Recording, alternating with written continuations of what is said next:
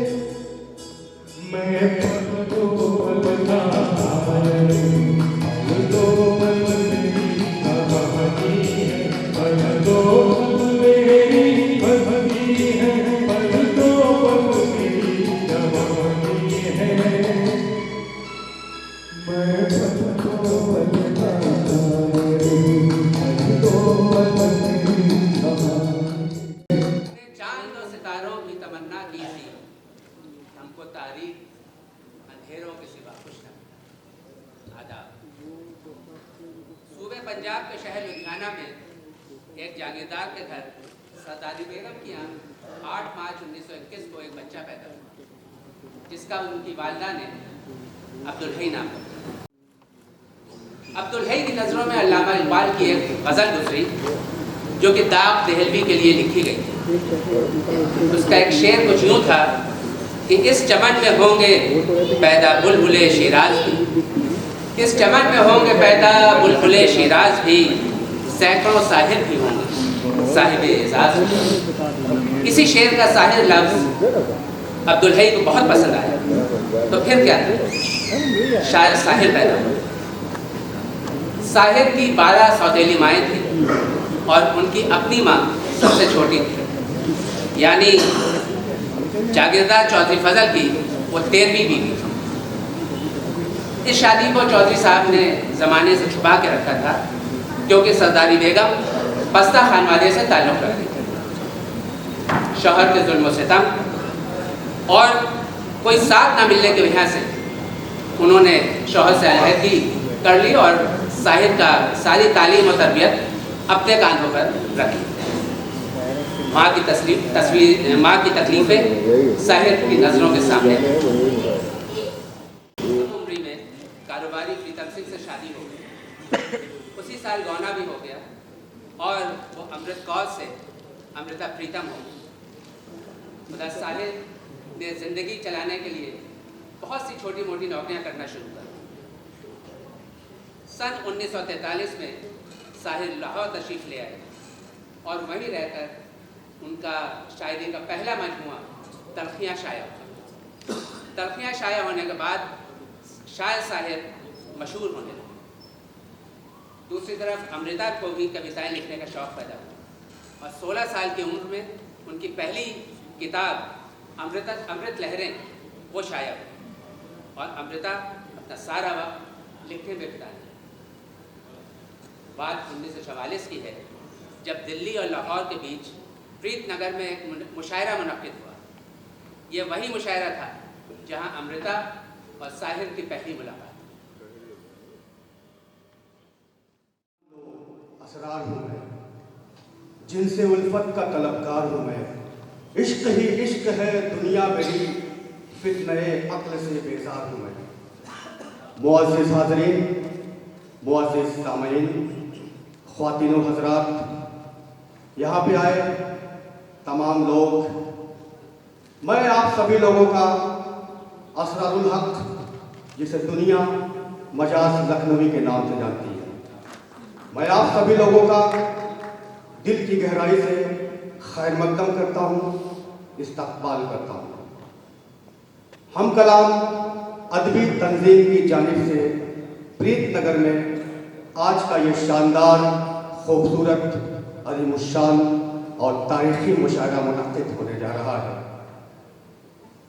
आज के इस मुशायरे की सदारत फरमा रहे हैं इस महफिल की रूह रमा जनाब जोश मलियाबादी साहब। आप लोगों का ज़्यादा वक्त न लेते हुए मैं मुशायरे का जल्द से जल्द आगाज़ करना चाहता हूँ। मेरे हाथ में फहरिस्त है और इस फहरिस्त में जो सबसे पहला नाम है वो मीर शनास, जिसके पहलू में एक सच्चे इंसान और एक इनकलाबी शायर का दिल धड़कता है, जो ज़िंदगी के सोज़ो साज, दर्दो दाग, नशीबो फराज और आरज़ू जुस्तजू की पूरी दास्तान को एक गज़ल में समो देने का हुनर जानता है। मेरी मुराद है जनाबे अली सरदार जाफरी साहब से वो डाइस पर तशरीफ़ लाएं और अपने कलाम से नवाजें और मुशायरे को बावकार बनाएं। जनाबे अली सरदार जाफरी साहब, आप लोगों की तालियों के बीच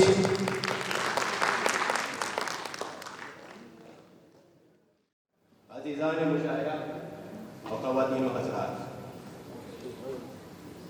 ये मेरे लिए इंतहाई मसर्रत का लम्हा है कि इस पुराने तलबा और तालिबात की इस तंजीम में मुझे आप सब के सामने अपना कलाम पेश करने का मौका मिला। इस मौके पे किसी लंबी चौड़ी तकरीर के लिए वक्त निकालना मेरे हिसाब से सही नहीं होगा, लिहाजा मैं आप सब के सामने अपना शेर पढ़ता हूँ, मुलाजा फरमाएं। एक सुबह है जो हुई नहीं है, एक रात है जो कटी नहीं। एक सुबह है जो हुई नहीं है, एक रात है जो कटी नहीं है। मकतूलों का कहर पड़ ना जाए, कातिल की कहीं कमी नहीं। मकतूलों का कहर पड़ ना जाए, कातिल की कहीं कमी नहीं है। और वीरानों से भी आ रही है आवाज, वीरानों से भी आ रही है आवाज, तख्लीक जुनू रुकी नहीं है। और ही कारोबार मस्ती है, और ही कारोबार मस्ती, जी लेना तो जिंदगी नहीं है। और आखिरी शेर मुलाजा फरमाए। हर रंग के आ चुके हैं फिरौन, हर रंग के आ चुके हैं फिरौन, लेकिन ये जबी झुकी नहीं। शुक्रिया, शुक्रिया। शायरी तख़य्युलात और तसव्वुरात की असीर होती है, लेकिन एक ऐसा शायर जो अपने इर्द गिर्द बिखरे हुए संगरेजा को समेट कर उसे हीरे जवाहरात बनाने का हुनर जानता है। मेरी मुराद है जनाबे अर्श मलसियानी साहब को। मैं उन्हें दावत सुखन देता हूँ, वो डाइस पर तशरीफ़ लाएं और अपने कलाम से नवाजें। जनाबे अर्श मलसियानी साहब, आप लोगों की तालियों के बीच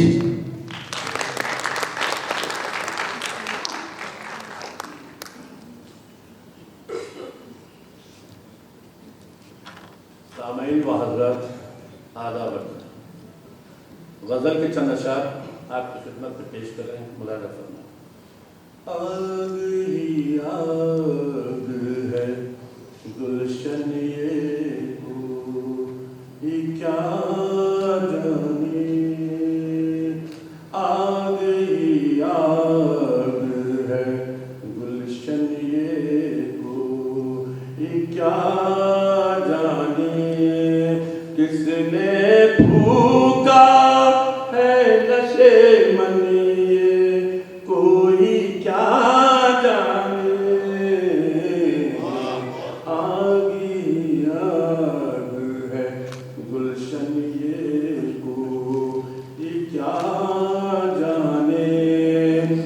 ज़ख्म दिल भी दिखा कर देख लिया, ज़ख्म दिल भी दिखा कर देख लिया, बस तुम्हें आज़मा कर देख लिया। तू अगर दिल में एक बार आए, तू अगर दिल में एक बार आए, उम्र भर के लिए करार आए। आग ही आग है गुलशन ये को ये क्या जाने, राह गुज़र से पूछ लिया, राह गुज़र से पूछ लिया, तेरा घर सब के घर से पूछ लिया। मोहब्बत वो मर्ज़ है जिसका चारा हो नहीं सकता, मोहब्बत वो मर्ज़ है जिसका चारा हो नहीं सकता, जिगर का हो के दिल का ज़ख्म अच्छा हो नहीं सकता, आग ही आग है गुलशन ये को ये क्या जाने।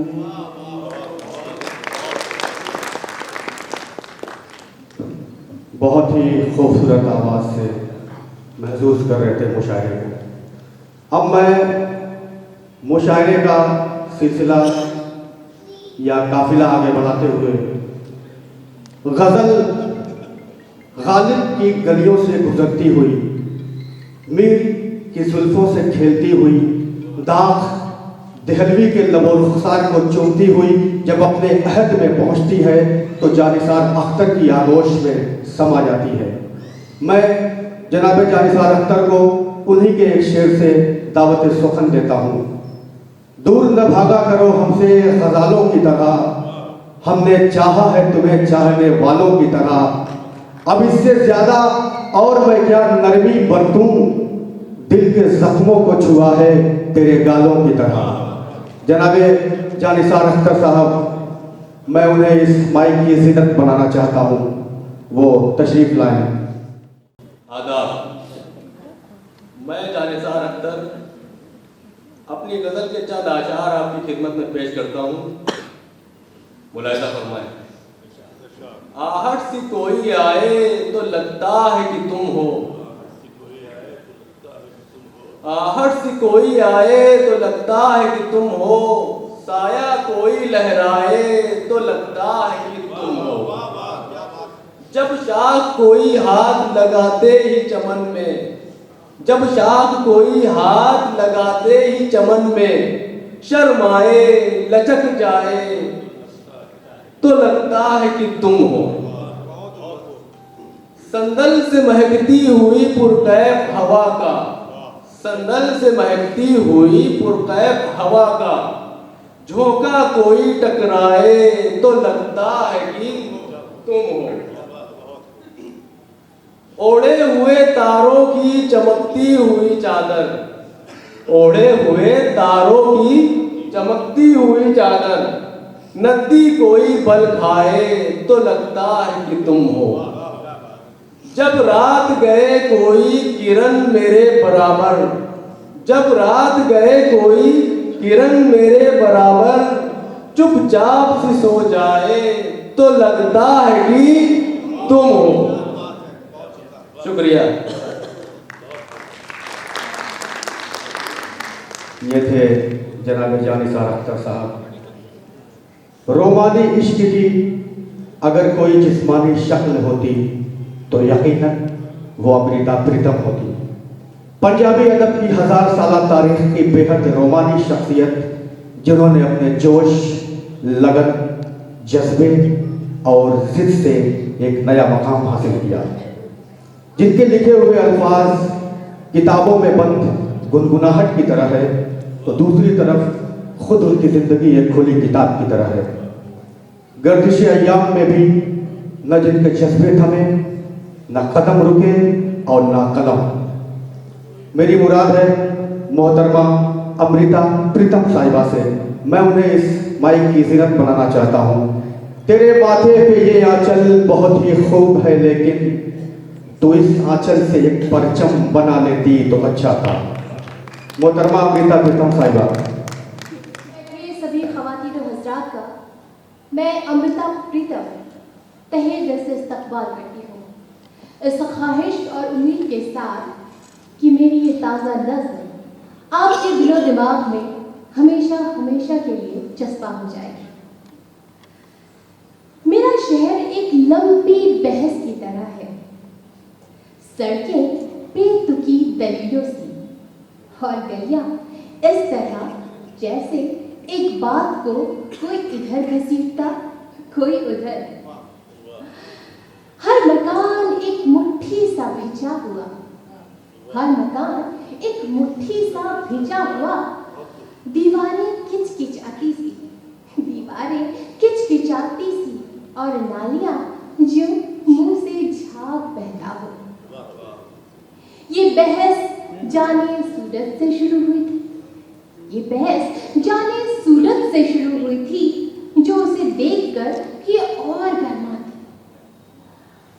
और हरिद्वार के मुंह से फिर साइकिलों और स्कूटरों के पहिए गलियों की तरह निकलते और घंटियां टॉर्च एक दूसरे पर झपटते। जो भी बच्चा इस शहर में जन्मता, जो भी बच्चा इस शहर में जन्मता, पूछता कि ये किस बात पर बहस हो रही है, पूछता कि ये किस बात पर बहस हो रही है। फिर उसका प्रश्न ही एक बहस बनता, फिर उसका प्रश्न ही एक बहस बनता। बहस से निकलता बहस में मिलता, बहस से निकलता बहस में मिलता। बहुत शुक्रिया। अब वक्त आ गया है कि ये आपका खादिम, ये खाकसार मजाज लखनवी अपने चंद अशार समात फरमाएं। बताऊं क्या तुझे ऐ हम नशी, बताऊं क्या तुझे ऐ हम नशी, किससे मोहब्बत है। मैं जिस दुनिया में रहता हूं वो उस दुनिया की औरत है। नूर ही नूर है, किस सिमत उठाऊं आंखें, हुस्न ही हुस्न है, ताहद्दे नजर आज की रात। मेरी एक नज्म है जिसका उन्वान है आवारा। मैं उसके चंद अशार पेशे खिदमत। शहर की रात और मैं नाशादो नाकारा फिरूं, जगमगाती जागती सड़कों पे मैं आवारा फिरूं। गैर की बस्ती है कब तक तर बदर मारा फिरूं, ऐ गमे दिल क्या करूं, ऐ वहशत दिल क्या करूं। एक महल की आड़ से निकला वो पीला महताब, जैसे मुल्ला का अम्मामा, जैसे पढ़ने की किताब, जैसे मुफलिस की जवानी, जैसे बुढ़वा का शबाब। ऐ गमे दिल क्या करूं, ऐ वहशत दिल क्या करूं। बहुत शुक्रिया, बहुत शुक्रिया।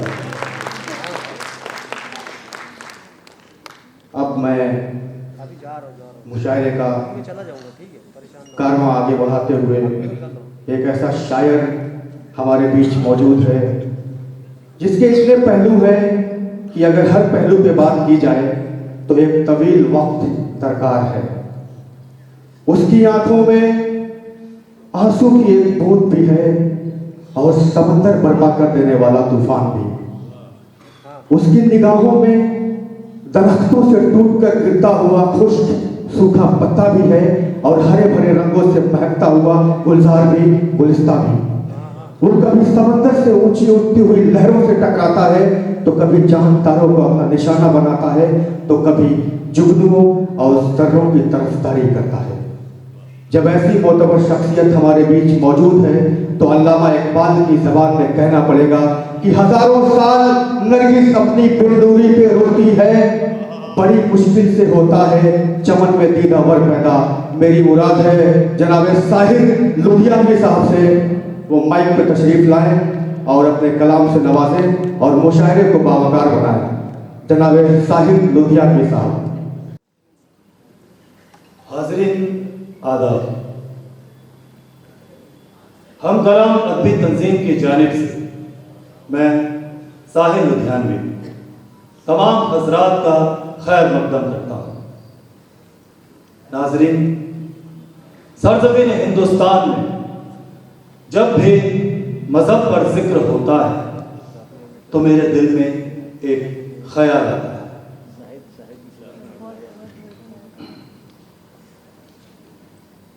काबे में रहो या काशी में, काबे में रहो या काशी में, निस्बत तो उसी की जात से है। तुम राम कहो या रहीम कहो, मतलब तो उसी की बात से। ये मस्जिद है वो बुतखाना, ये मस्जिद है वो बुतखाना, चाहे ये मानो चाहे वो मानो। मकसद तो है दिल को समझाना, चाहे ये मानो चाहे वो मानो।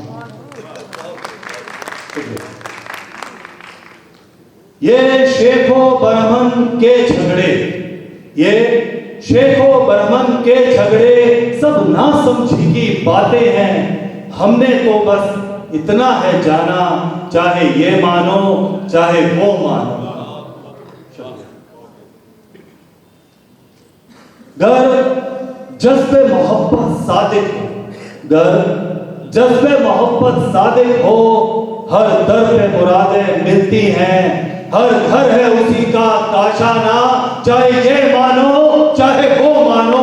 ये मस्जिद है वो बुतखाना, चाहे ये मानो चाहे वो मानो। शुक्रिया। इस मुशायरे का आखिरी सितारा, इस मुशायरे की सदारत फरमा रहे जनाब जोश मलियाबादी, एक ऐसा शायर जिसे कभी शायर इनकलाब का लक़ब दिया गया, कभी रोमानियत का शायर भी कहा गया। वो हालात हाजरा से एक एहतजाज कर रहा है, एक तहजीब और ज़बान।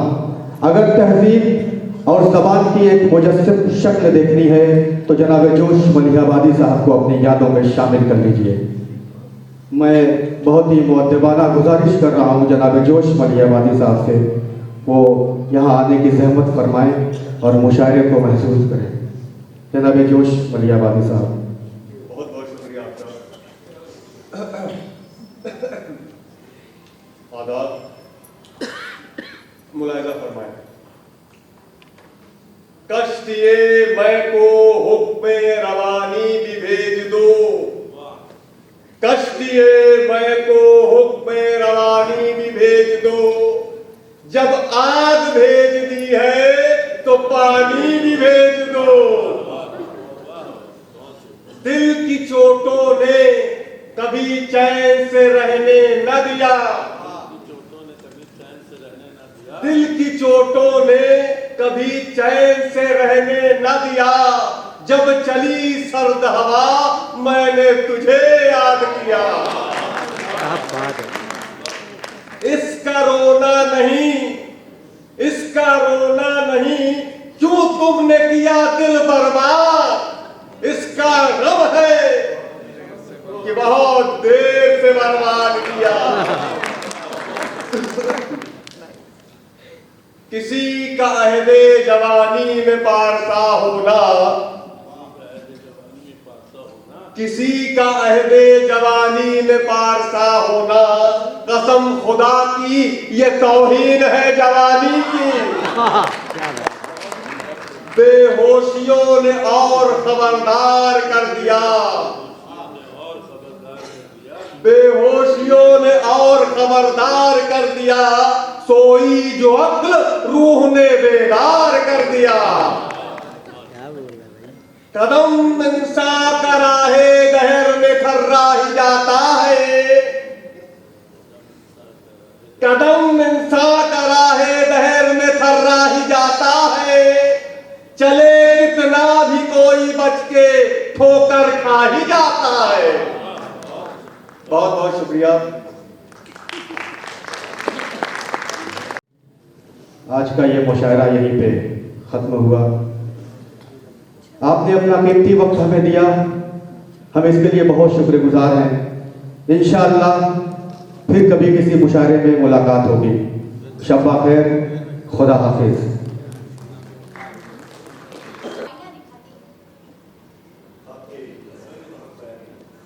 लेकिन आपकी शायरी जिस मेयार की है, मैं कहाँ बताऊं? आपके अखलाक इतने खूबसूरत हैं, वही आपकी शायरी को रूह बख्शते हैं। आप तो बेवजह मुझे आपकी शायरी में जो इंसानी जिंदगी की बयान है वो बहुत कम है। अपनी जिंदगी को संवार इसीलिए दूसरों को आईना दिखाने की कोशिश करती। मतलब मैं शादीशुदा खातून, अच्छा, ये मेरे नाम में प्रीतम मेरे शौहर का नाम है। मैं तो अमृत कौर हुआ करती थी। ये तो बहुत अच्छी बात है। फिर क्या कोई परेशानी? नहीं, वो बहुत अच्छे हैं दुनियावी नजरों में, लेकिन वो मुझको समझ नहीं पा रहे। तो परेशानी क्या है? यही तो मैं भी नहीं समझ पा रही थी। बस खुद को कैदी से महसूस करती, कुछ लिख पढ़ ही नहीं पाती। वो तुम्हारे शौहर है, तुम्हें समझना होगा। हकीकत तो ये है कि हम दोनों एक दूसरे के लिए वरीक हैं। वो तो बहरहाल वो तुम्हारे शौहर हैं, तुम्हें उनकी हर माकूल बात माननी चाहिए। यही तो मुझसे नहीं होता, फिर मैं माकूल बात समझूं किस बात को? मैं समझता हूँ अपनी और तुम्हारी इस कहानी को आगाज से पहले यहीं पर रोक देना चाहिए। दिल तो करता है काश मैं फिर से अमृत कौर हो जाए और फिर आपसे मिलूं। अच्छा, चलो, देर आए दुरुस्त आए। दुरुस्त अभी तो नहीं, आप साथ दोगे तो दुरुस्त होगा।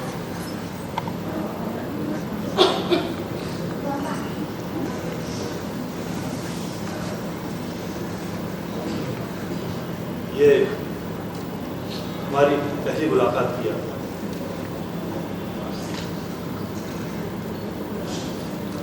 क्या लिखा है सामने बता दीजिए। इसमें वो गजल है जो सिर्फ तुम्हारे लिए है। इसे तुम तन्हाई में पढ़ो और किसी को क्या, इन हवाओं को भी ना पता चले कि इसमें हमने क्या लिखा। शुक्रिया। शुक्रिया की कोई गुंजाइश, मेरे दिल ने जो कहा वो मैंने। लेकिन आप तो औरत पर होने वाले जुल्म और माँ बेटे के रिश्तों को लेकर ज्यादा लिखते हैं ना? कहीं इस गजल में भी तो। इसीलिए मैं खुद नहीं जानता कि इस गजल के लिए मेरे जहन में तखय्युल और अल्फाज कहाँ से। आपके दोस्त फरमा रहे थे कि आप अपनी माँ से बेपनाह मोहब्बत करते हैं। सही, मेरी माँ ने अकेले दम पर बड़ी मेहनत से मुझे पाला है। मेरी माँ ने अपनी ख्वाहिशात मार मार के मुझे पाला है, वरना तो मैं मर चुका होता या फिर किसी यतीम खाने में पला होता।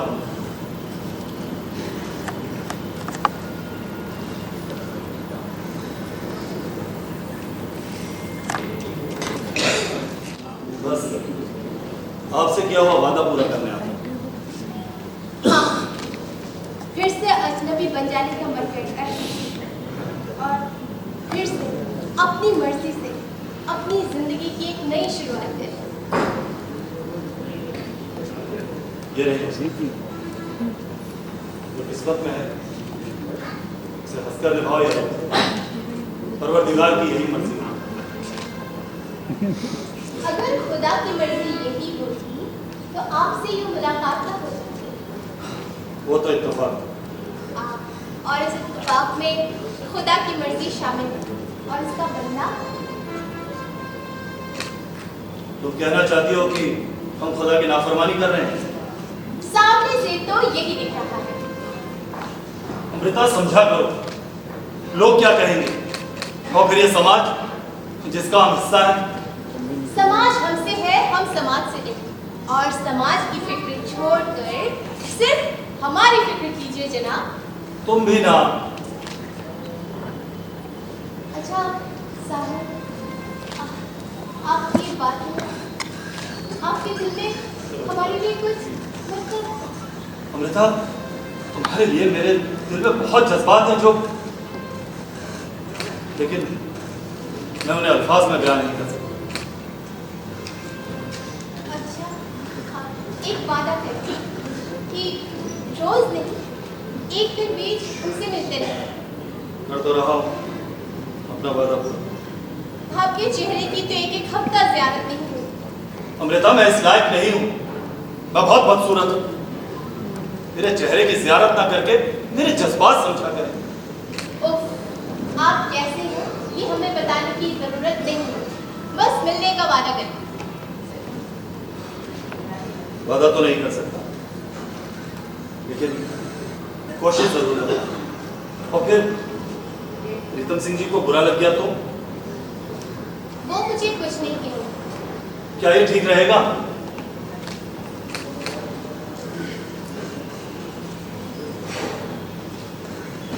एक ख्वाब था कि एक बहुत बड़ा किला है जो मुझे उसे बंद कर देते हैं। बाहर बैठा होता है और भीतर कोई दरवाजा भी नहीं होता।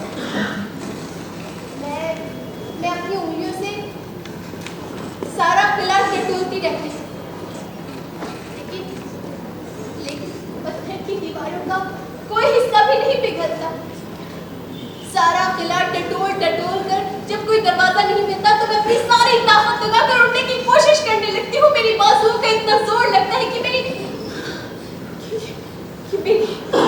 मेरी सांसें उखड़ जाती हैं।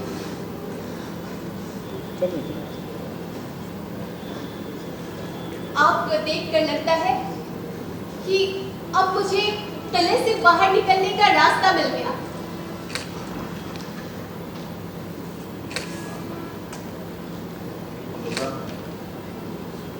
तू बार-बार मिलना।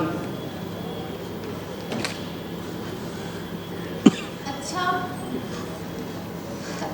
आप ऐसा तो कर सकते हैं कि जब आपको मुशायरा पढ़ने का दावतनामा आए तो आप मुझे उसमें शामिल करा दीजिए और जब मेरे पास मुशायरा आता है तो मैं उस मुशायरे में आपको अपना साथी बना लूंगी। ये बेहतर है। इजाजत दीजिए।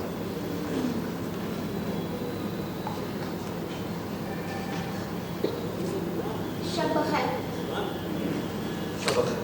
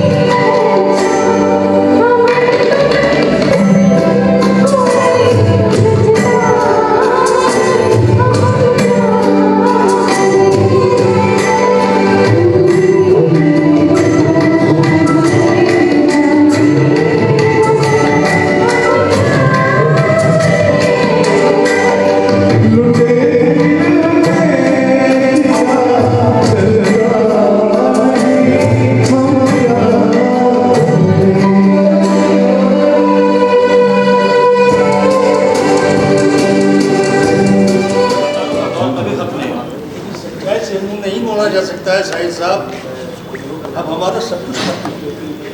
परवरदिगार पर भरोसा रखें। तो कई महीनों से लगते हैं। अब तो रोटी खाने का भी आसरा नहीं रहा। सर साहब, आप बहुत तकलीफ में नजर आ रहे हैं। देखिए, घुमाना मत कीजिएगा, ये रख लीजिए, बस चल रख लीजिए। साहिब साहब, मुझे किस तरह की मदद की सरकार की है?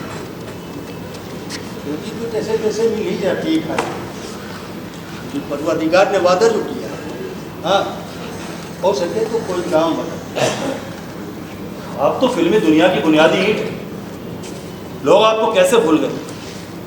एक दौर रहा है जब लोग आपके पीछे पीछे चला करते थे। न जाने कितने अदाकारों का मुस्तकबिल आपने बनाया। बस दौर का घमंड ही तो ले हुआ। एक सा दौर किसी का नहीं होता है साहिब साहब।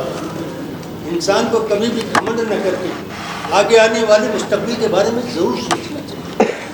और जो मैंने नहीं सोचा, आप सही फरमा रहे हैं। परवरदिगार आपकी मदद जरूर करें। लेकिन जरिए तो मुझे ही तलाशना पड़ेगा। परवरदिगार यही फरमाता है ना कि जो लोग अपनी मदद खुद नहीं करते, उनकी अल्लाह की मदद नहीं। मैं आपकी बात समझ रहा हूँ। हाँ, याद आया, B.R. चोपड़ा साहब एक फिल्म बना रहे हैं, साधना। मैं उसमें आपके लिए बात करता हूँ। हाँ, तो मुझे भी मालूम। मैं वहाँ गया, सब फाइनल हो चुका है। अब मेरे लिए कोई गुंजाइश नहीं। तो गुंजाइश मैं निकालूंगा, उसके गीत मैं ही लिख रहा हूँ। आप बेफिक्र रहें और परवरदिगार पर भरोसा रखें। आपका बहुत एहसान होगा साहिब साहब। अल्लाह आपको आपके काम में बुलंदी अता फरमाए। आमीन।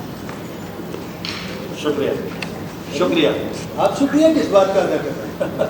आपकी दुआओं, दौलत खत्म हो सकती है लेकिन दुआ नहीं। मैं हमेशा पैसे के लिए सर साहब, जो इंसान किसी इंसान के काम ना आए, उसकी जिंदगी बेमानी है। वजह फरमाए। तो क्या मैं कल चोपड़ा साहब के यहाँ जाकर मिलूँ? अब नहीं, अभी नहीं, जब मैं कहूँ तब। बेहतर। निसार साहब, इसमें मैं आपके लिए एक अलग से गाना लिखूंगा जो सिर्फ आप पर फिल्माया जाएगा। मतलब क्या मैं उस फिल्म का हिस्सा नहीं? आप मुझे जबरदस्ती उसमें? आप परेशान ना हो, इंशाल्लाह इसके बाद आपको काम मिलने लगेगा। और मेरे लिए आवाज़? आपके लिए आवाज़, हाँ, ये गीत मैं रफ़ी साहब की आवाज़ में रिकॉर्ड करवाऊँ। ठीक है, लेकिन क्या चोपड़ा साहब मान जाएंगे? ये आप मुझ पर छोड़ दीजिए। बहुत बहुत शुक्रिया साहिब साहब। अच्छा, अब इजाज़त। खुदा।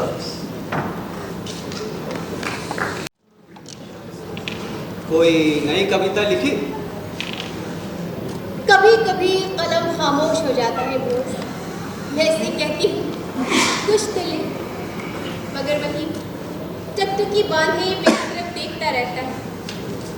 हाँ बेटा, इस कलम में जाहिर नाम की रोशनाई है, कभी चले। शायद तुम सही कह रहे हो रोज। मैं समझता हूँ, जितना मैं तुमको समझता हूँ उतना शायद तुम खुद अपने आप को भी नहीं समझते। इसमें तो कोई शक नहीं। अब वैसे तुम कैनवास पर बना क्या रहे हो? अच्छा, ये कुछ खास नहीं, बस इसी उधेड़-बुन में हूँ कि क्या बनाऊँ। वैसे मेरी मंजिल तो मेरे पास ही है। यानी पास है तो मुश्किल, दूर है तो मुश्किल। दूर है तो मुश्किल है, क्योंकि उसकी याद में तो कुछ भी बनाया जा सकता है। लेकिन महबूब जब पास होता है तो उसके दीदार से दिल ही नहीं भरता। तो दूसरा काम आदमी करे भी तो क्या करे। तुम सही कह रहे हो रोज। तुम हमें बहुत देर से मिले। अब हम तो इस दुनिया में तुम्हारे आने के 10 साल बाद आए, तो देर तो होगी। अच्छा, हमारी उम्र के फासले का हमें एहसास दिला रहे हो। अरे नहीं, फासले तो अमृता शुरू की मुलाकात में ही खत्म हो गए, जब तुमने मेरे लिए वो कविता शाम के फूल लिखकर मुझे। याद है तुम्हें, जब मैं अपने एक दोस्त के साथ आई थी तुमसे अपनी किताब को कवर डिजाइन करवाने? वो कैसे भूल सकता हूँ? तुमने बहुत परेशान किया था मुझे। कभी टाइटल यहाँ लिखे तो कभी यहाँ, कभी उधर की तस्वीर यहाँ लगाई तो कभी यहाँ। तुम्हारे काम के साथ साथ तुमको भी दिखा रही थी, तुमको परेशान करती। कितना अच्छा कवर डिजाइन किया था तुमने। हाँ, 15 बरस गुजर चुके हम लोगों को साथ रहते रहते, और ऐसा लगता है अमृता कि मानो कल ही मिले थे। सच कह रहे हो इमरोज। अच्छा अमृता, तुम्हें नहीं लगता कि तुमने जिंदगी के कुछ गलत फैसले ले लिए? मेरा मतलब कि जिस साहिर के लिए तुमने अपने शौहर को छोड़ा, वो साहिर भी ना मिला, और आज वो सिंगर सुधा मल्होत्रा के साथ। साहिर ऐसे नहीं है जैसे तुम हमारे दोस्त हो, सुधा भी उनकी सिर्फ दोस्त है। साहिर सिर्फ मुझसे ही मोहब्बत करती है। काश ऐसा ही। वैसे तुम भी साहिर साहब के लिए क्या क्या लिखा करती हो? उधर साहिर साहब भी वही फिल्मों का वो ऐसा हिस्सा बन गए कि उन्हें और कुछ याद ही नहीं रहता। ओ इमरोज, तुम भी ना। साहिर साहब आप आदाब। मुझे यकीन नहीं आ रहा साहिर साहब कि सामने आप खड़े हैं। मुझे खबर करती होती तो मैं स्टेशन आ जाता आपको लेने। मैं दिल्ली किसी काम से आया, सोचा आप लोगों से मुलाकात कर। आपको एड्रेस ढूंढने में परेशानी हुई होगी। जी नहीं, आप जो खत मुझे भेजती थी बस उसी की मदद से सही जगह और सही वक्त पर पहुंचा। मुझे आपके आने की जरा उम्मीद नहीं थी। अच्छा आप अमृता से बात करें, मैं बस अभी हाजिर हूँ। नहीं, आप यहीं पर अच्छे लगते, तशरीफ रखिए, तकल्लुफ ना कीजिए। तकल्लुफ की क्या बात है, मैं आपके लिए चाय बना कर लाती हूँ। चाय और आप? चाय तो रोज साहब बना कर पिलाते होंगे आप। जी। मैं नाश्ता वगैरह से फारिग होकर आया, आप लोग परेशान ना। अरे भाई इसमें परेशानी कैसे? बस मैं यूं गया और यूं आया। नहीं, रहने दीजिए। वो जनाब पीछे खड़े जिनके साथ मैं यहाँ तक आया हूँ, जो मुझे यहाँ लेकर आए हैं। अब इजाजत दीजिए। इमरोज, आप जरा उन्हें ऊपर बुला लें। नहीं अमृता, उन्हें भी जल्दी है और मेरी भी शाम 7 बजे की ट्रेन। बस आए और जल्दी। बस देख लिया, यही काफी। कुछ देर बैठते, कुछ अपनी कहते, कुछ मेरी सुनते। इजाजत दीजिए, खुदा हाफिज़। खुदा हाफिज़।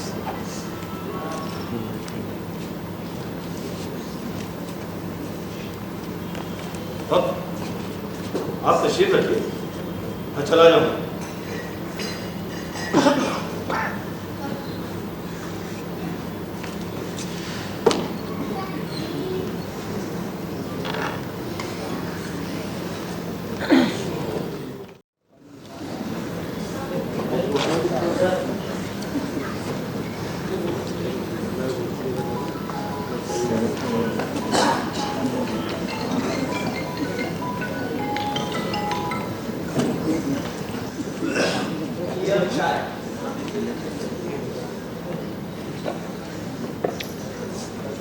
शुक्रिया इमरोज, तुम सब कुछ भूल गए, लेकिन हमारी चाय का वक्त जरूर याद रखते। अमृता, मैं तुमसे जुड़ी हुई कोई भी बात नहीं भूल सकता। जैसे साहिब, यही कहा। इस नाम का मतलब तुम्हारी पूरी जिंदगी, पूरी कायनात। सच कह रहे हो इमरोज, मेरा और साहिर का रिश्ता रिश्तों की किसी पहचान की पकड़ में कभी नहीं आएगा। बिल्कुल सही कहा। उनके रिश्तों में कभी मन नहीं रहा, सिर्फ मन था, जिसे धड़कते हुए कुछ धरती ने सुना, कुछ आकाश ने। उनके साथ मेरा रिश्ता कुछ इसी रोशनी में पहचाना जा सकता है, जिसके लंबे बरसों में कभी तन नहीं रहा, सिर्फ मन था जो नज़्मों में धड़कता रहा। देखो अमृता, मुझे सब पता है और अंदाजा है। जब तुम मेरे साथ स्कूटर पर बैठकर ऑफिस और संसद भवन जाती हो ना, तो तुम मेरे पीछे बैठी बैठी अपने हाथों से साहिर लिखती रहती। अच्छा, तुम्हें पता है? अब रोज एक ही सिर्फ जब दुनिया घूमेंगे अमृता, तो आदमी को एहसास करा ही देंगे कि तुम साहिर लिखती हो। तुम्हें बुरा नहीं लगा? बिल्कुल नहीं, मुझे क्यों बुरा लगेगा? तुम्हारी पसंद, तुम्हारी चाहत। हमने तो तुमसे सिर्फ मोहब्बत की, तो तुमसे जुड़ी हुई हर बात, हर चीज से मोहब्बत है मुझे। ओ इमरोज, तुम कितने अच्छे हो। साहिर मेरा खुला आसमान है, तो इमरोज मेरे घर की छत। ये बात और है कि मेरे घर की छत खुलती आसमान में है। बिल्कुल सही फरमाया। मैं इस हकीकत को बखूबी समझता हूँ। काश इस दुनिया के तमाम लोग तुम्हारे जैसे हों, तो औरत को लेकर कभी कोई फसाद नहीं होता। क्यों मजाक उड़ा रही हो? मैं सच कह रही हूँ। तुम ही बताओ, मैं साहिर को अपने दिल से कैसे निकाल सकती हूँ? क्योंकि साहिर मेरी दिल की गहराइयों में ही नहीं, मेरी रूह तक में पैबस्त। लेकिन ये बात प्रीतम जी को भी समझ में नहीं आई। हाँ बेटा, मैं समझता हूँ तुम्हारे इन एहसास। बस तभी से मैंने अपनी जिंदगी तुम्हारे नाम कर दी। काश प्रीतम जी भी समझ पाते। हाँ बेटा, तो आज साथ में, लेकिन वो तो साहिर का नाम सामने आते ही, जबकि ना तो मैं साहिर से मिल रही थी और ना ही साहिर मुझसे मिलने आते थे। अमृता, तुम मर्दों की सोच नहीं समझता हो। वो बीवी को अपनी मिल्कियत समझते हैं। अब कोई दूसरा मर्द उस पर नजर रखेगा तो कोई कहां तक बर्दाश्त करेगा? तुम भी तो आखिर मर्द हो। बिल्कुल सही, मर्द हो, लेकिन इश्क में डूबा हूं। वैसे भी साहिर के बाद तुम हमारे पास हो, तो उनका हाथ तो ज्यादा बनता ही है। और हमारे जैसे चंद लोग मिलेंगे तुम्हें दुनिया के इस पर्दे पर।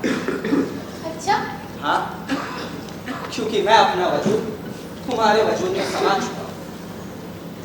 मेरी अब कोई पहचान नहीं। मैं हमेशा तुम्हारे ही नाम से जाना चाहूंगा। जहां जहां अमृता का नाम आएगा, वहां इमरोज का नाम भी आएगा। सच कह रहे हो इमरोज। और साहिर का? साहिर का नाम तो तुम्हारे नाम के साथ जुड़ा ही है अमृता, लेकिन बिना मेरे नाम के ये कहानी हमेशा अधूरी है। ठीक कहा तुमने। जहां जहां साहिर और अमृता की बात होगी, वहां वहां इमरोज का जिक्र जरूर होगा। अच्छा, छोड़ो ये बातें। अरे हाँ, देखो बात पिघला जा रहा है, तुम्हारे हिलने का वक्त हो गया अमृता। हाँ, जानती हूँ। वक्त कब किसी का हुआ? बिल्कुल सही कहा। कभी कभी मुझे वक्त में और इमरोज में बराबरी का गुमान होता है। इमरोज में नहीं, साहिर में। मुझे साहिर और वक्त में। ओ बेटा, इमरोज, मैंने अपने शौहर को छोड़ा साहिर के लिए। लेकिन साहिर कभी मेरे नहीं हो सके। कभी कभी मैं सोचती हूँ कि अगर तुम ना होते तो अगर मैं ना होता तो कोई और, फिर शायद मैं ना होती। क्योंकि तुम हो तो मेरा वजूद है। अमृता, साहिब तुमको चाह कर भी नहीं अपना पा रहे क्योंकि वो अपनी माँ से इतनी मोहब्बत करते हैं कि वो अपनी जिंदगी में किसी भी औरत को किसी भी शक्ल में कबूल करने को तैयार भी नहीं हो पा रहे।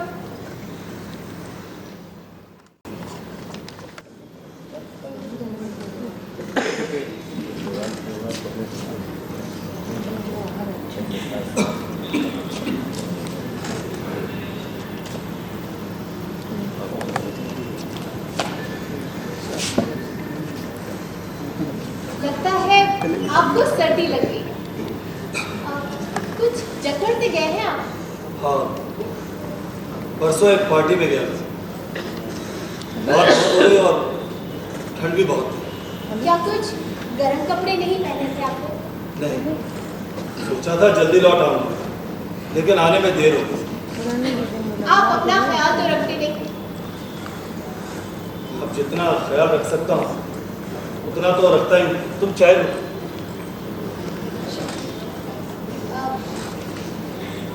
बाकी ख्याल के लिए किसी को ले आए? शायद किस्मत में है। आप कोशिश तो करें तो किस्मत भी साथ देगी। माँ की मर्जी के बिना माँ जी से भी पूछ ले। मैं माँ से क्या पूछूं? वो जो बेहतर समझे करे। आप माँ जी से अपनी ख्वाहिश का जिक्र तो करें। अच्छा, आप लेटे। अरे आप सहमत ना कीजिए। आप लेटे, मैं विक्स लगा देती हूँ। अरे आप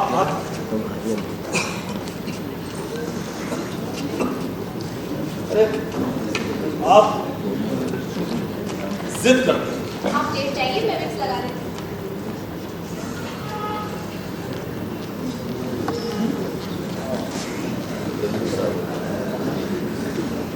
आपके हाथों में तो जैसे दर्द छूमंतर हो गया। मेरे हाथों में कोई जादू नहीं, ये जादू है इस गांव का। अरे मेरा वही मतलब था।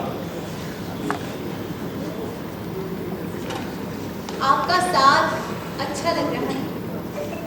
दिल करता है कि ताउम्र आपकी यूं ही तीमारदारी करती रहूं। अच्छा, यानी मैं बीमार रहूं? अरे नहीं, मेरा वो मतलब पता ही नहीं था। आप बीमार हो, आपके दुश्मन। तो फिर दिल्ली छोड़कर बंबई में मुकीम होने का इरादा है? आप चाहोगे तो फिलहाल तो मुझे दिल्ली वापस जाना है। और अमृता, वो वादे, वो ख्वाब? वो तब पूरे होंगे जब आप दिल्ली से दुल्हन के तौर पर मुझे बंबई अपने साथ लेकर आएंगे तब। देखिए, इसके लिए मैं हिम्मत जुटाता हूँ। मुझे उस दिन का तहे दिल से इंतजार रहेगा।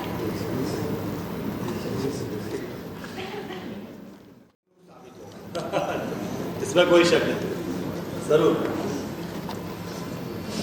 भाई साहब, लगता है आपने अभी चाय वगैरह दी? हाँ, दरअसल उठते इस गाने के काम में लगे। कोई बात नहीं, मैं चाय लूँगा। अरे नहीं नहीं, आप सहमत ना कीजिए। बैठिए बैठिए बैठिए। अब वैसे आपको कैसे पता चला कि मैंने चाय ली? दरअसल जब आप लिखने में मशगूल थे तभी मेरी नजर इस कप पे जाती है। काफी गंदा लग रहा है। ये कप देखने से ऐसा लग रहा है कि ये आज का या अभी का नहीं है। ये कप काफी समय से ऐसे रहा।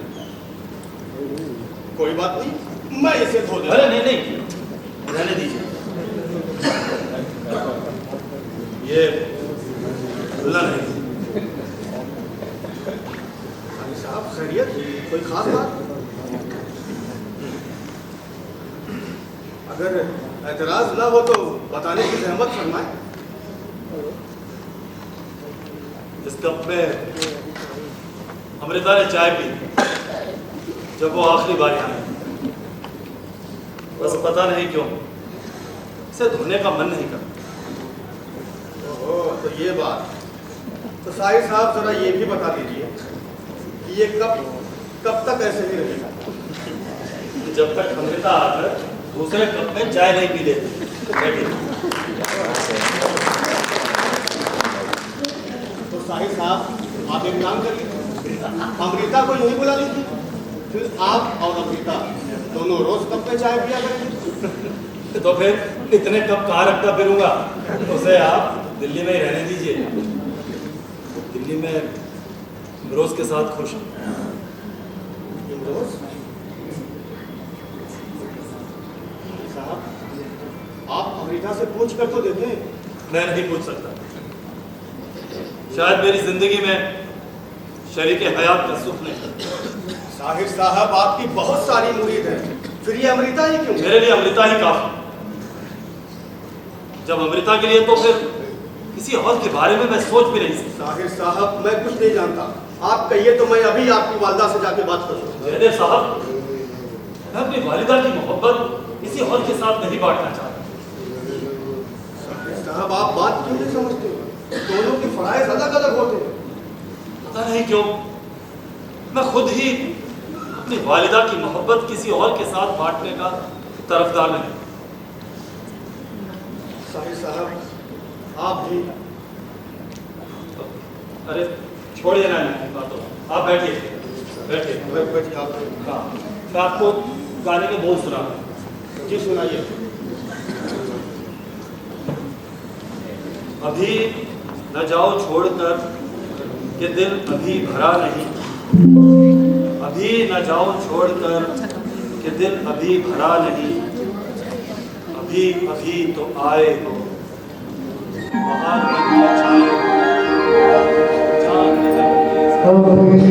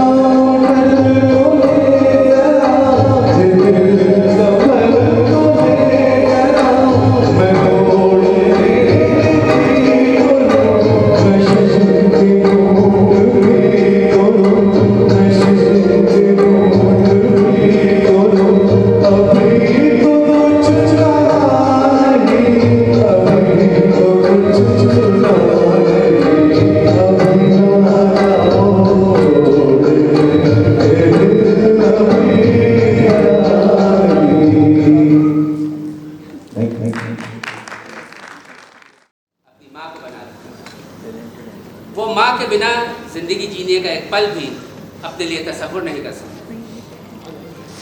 साहिर की जल्दी दुनिया छोड़ने की यही वजह रही थी कि सन 1978 में 82 साल की माँ ने जब दुनिया को अलविदा कहा तो 57 साल के साहिर की ज़िंदगी मानो वीरान सी हो गई। और सिर्फ 2 साल के बाद 1980 में ही 59 साल की ज़िंदगी को खैरबाद कहकर मौत का दामन थाम कर साहिर इस दुनिया से रुखसत होकर अपनी माँ की आगोश में चले गए और अमृता का ख्वाब साहिर